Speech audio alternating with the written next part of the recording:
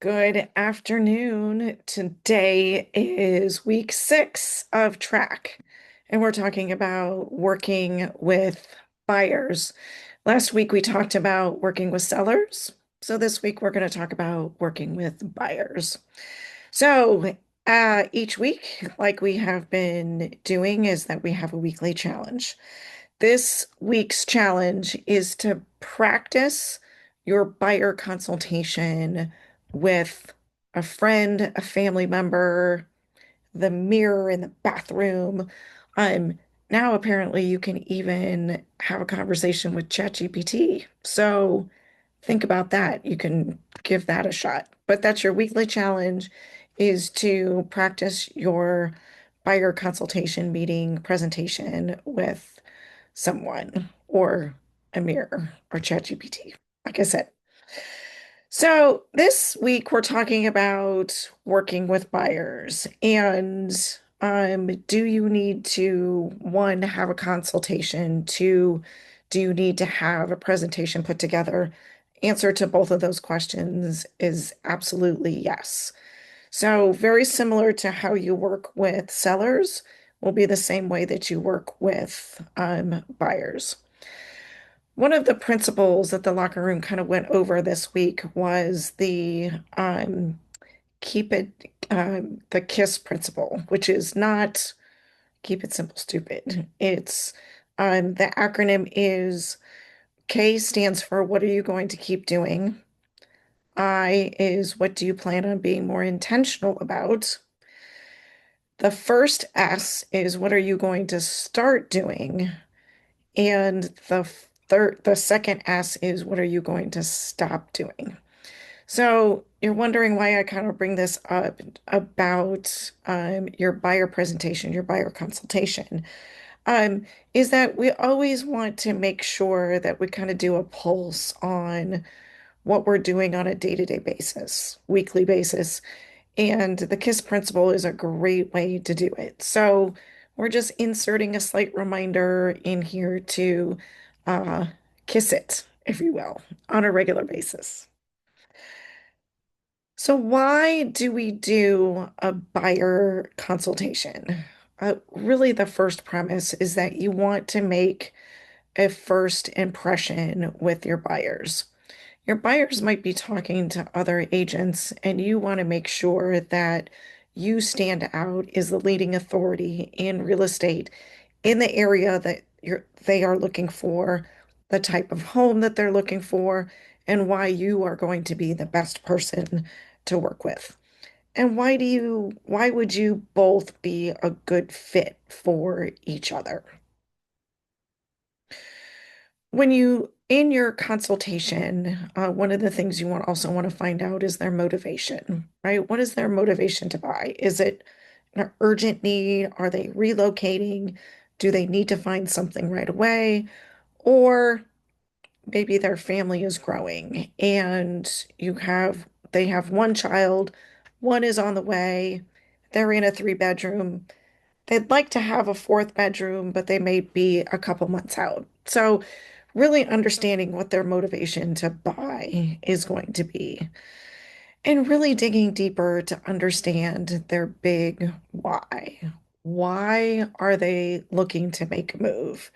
And a lot of it has to do with lifestyle or life changes, either upsizing or downsizing.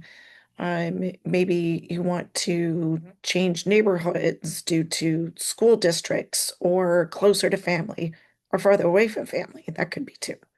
So, what is their why? What is their motivation? What is their why around their next home purchase?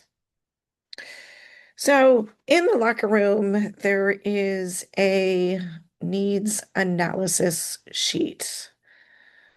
And what this sheet does is that it will help prompt questions for your buyer. Now, use this as a tool. Don't use it as a checklist, right? It does have sections, it does have multiple questions in each section to go through. Don't sit there with it and go through it line by line, but make it just more of a conversation. And these questions are going to help guide you to determine one, what their motivation is, two, what their big why is as well. So next is when you have conversations with your buyers, what really makes you stand apart from other agents in the area? Like I said earlier, they could be having conversations with multiple agents. And some buyers will even talk to the listing agent of a house that they've seen, an open house that they've gone to. So what you're really looking to do is to get that commitment from the buyer that they want to work with you going forward, and vice versa, the commitment that you're going to provide to them, working with them going forward.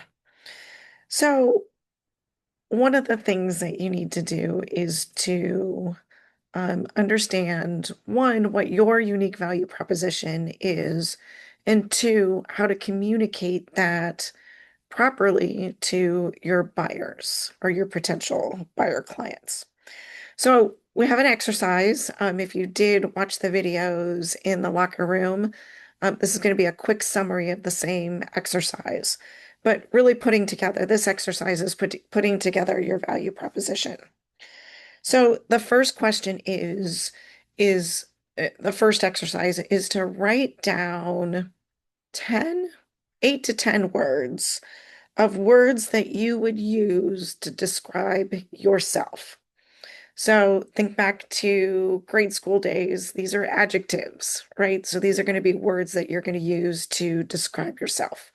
Come up with 8 to 10 of those and write them down. Next, and even if you have for this exercise, even if you want to ask a friend, family member, that's great too. So the question is, same thing, same 8 to 10 words of what words other people would describe about you. Feel free to talk to your significant other, family members, and ask them, hey, if you were going to describe me, what are 8 to 10 words that you would use to describe me? Third, third exercise is what skills and experience do you have that makes you unique? Now, you can do this even if you're a new agent, you're an agent that's been in the business for 20 years, it doesn't matter. So think about your skills and your experiences that you've had in your current role as a real estate agent or even previous roles before you got into real estate. Maybe you were a stay-at-home mom, maybe you were a stay-at-home dad.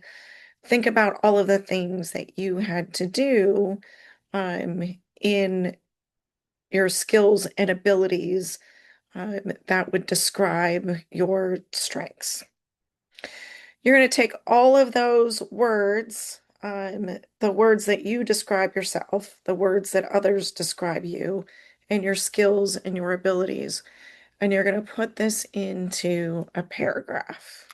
Yes, I want you to go to ChatGPT or your favorite AI, put those words in, put some prompts in, and say, I need to develop a unique value proposition. I'm a real estate agent and I'm looking to communicate my UVP to buyer clients. Here are words that I want you to include. Boom. Make it 4 sentences, a paragraph, and that should be as long as you would need. And there you have it. You have your unique value proposition. Now, you want to definitely include this in your buyer consultation. There's many resources where you can come up, which I'm going to show you in a little bit, a Canva resource that the locker room has that you can put together in a pretty Canva template, your unique value proposition. It's pretty cool. So it's not just, a paragraph on a Word document. We can make it look pretty. Now, before you go into the appointment, here is a buyer lead sheet. And here are some questions that you will want to have answered. At least you would want to know what the answers to these questions are before you go into your appointment. If you don't have an opportunity to get these questions answered, you can answer these questions in the buyer appointment. So this lead sheet, it gets information about them. Do they rent or do they own now? Do they need to sell? If they own, do they need to sell before they can buy? What's their time frame? Are they using financing or paying cash? What their price range is? If they've spoken to a lender? And then more information about the home that they're looking for. Are they looking how many bedrooms, bathrooms, etc. So this is just going to help you as you prepare the search. And back to what we were talking about earlier, understanding their why. What are they looking for? What's their motivation behind their home search?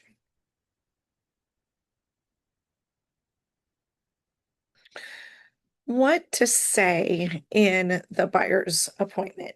So this is where if the buyer lead sheet that I just showed you, if you haven't had an opportunity to have a conversation with the buyer, you definitely want to go through those questions because you will need to know what kind of home that they're looking for, what part of town they're looking for, and have a basis of that conversation.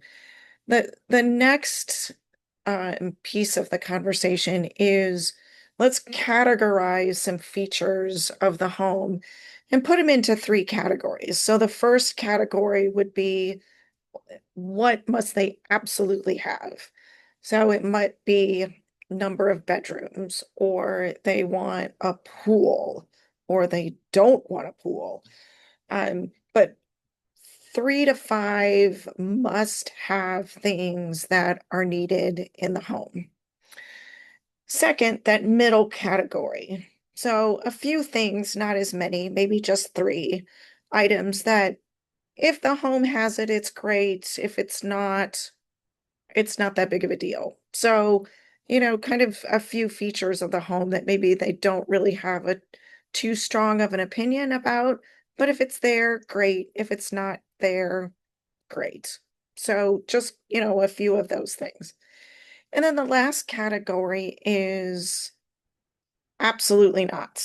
What are things that they absolutely don't want in the home? And this could be area of town. Maybe they need to be in a certain school district area, so you wouldn't want anything that's outside of those zones. Again, the pool. Maybe they want a pool, maybe they don't want a pool. So a pool could be absolutely not, don't want a pool, or do not want a 2-story home. Or they may not want something that is close to a busy street, things like that. So again, just to recap, your top of the list is what are they absolutely 3 to 5 things that the home absolutely must have.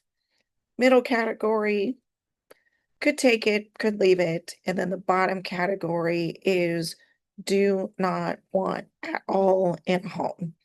That's going to give you the best picture of what they're absolutely looking for. Now, I'm going to make a note because this can change. So as buyers go out and look at homes, look at features, they go, oh, wow, you know what? I know we said we didn't want a pool, but the summers are really hot in Arizona, so maybe it would be great to have a pool. It's a little bit of an additional expense, but maybe we, should consider it. So just keep in mind that those do change, And you might need to revisit that exercise again as you're going through the home search process.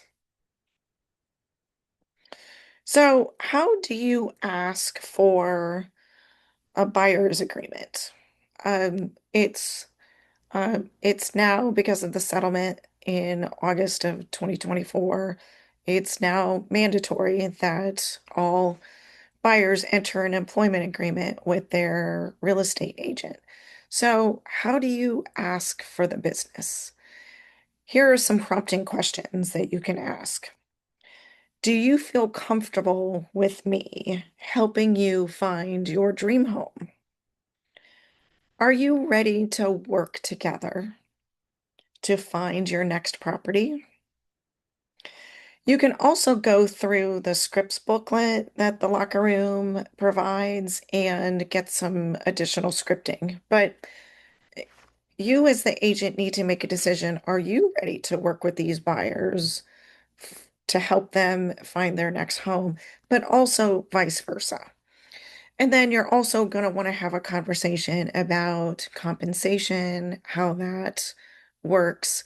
Um, and we can set up a separate discussion on going through that conversation because that is, some agents are thinking that it's a little bit more difficult, but it really isn't. Buyers don't think you work for free. Um, they wouldn't ask their lawyer to work for free. So why would they think their real estate agent is going to work for free? So that is the session for working with buyers. So next week I got to check my book. Let's see. Next week is week 7. So what are we going to talk about week 7? We're going to talk about open houses. That's going to be amazing because great strategies. I'm really looking at open houses and going above and beyond of just putting the yard signs out. So let's juice these open houses out. Thanks for tuning in. Oh, I forgot about the Canva. Let's do that.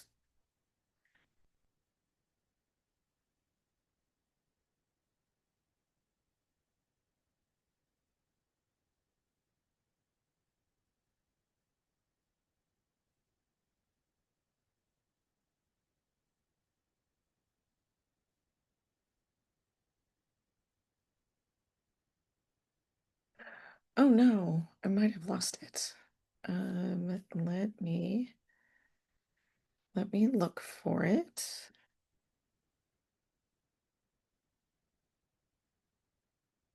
Here we go.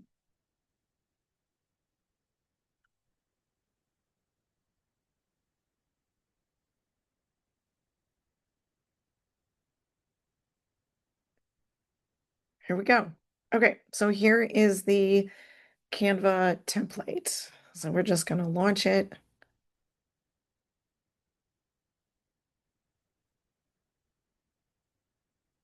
It's a buyer's guide. Look at that. So this is all customizable. No, we don't need to have um, Melissa Cruz, not Melissa Cook, Melissa Cruz, have her, we put your picture in there, logo, etc. But look at this great buyer's guide.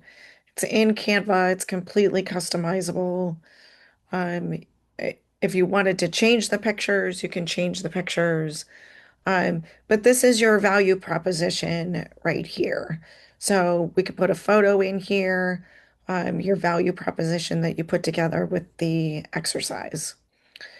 Adding in team members shows that you have support and that you're not doing this alone. There's a roadmap, terms that you need to know, steps to buying a home, being prepared, how to find a great agent, financials. This is great.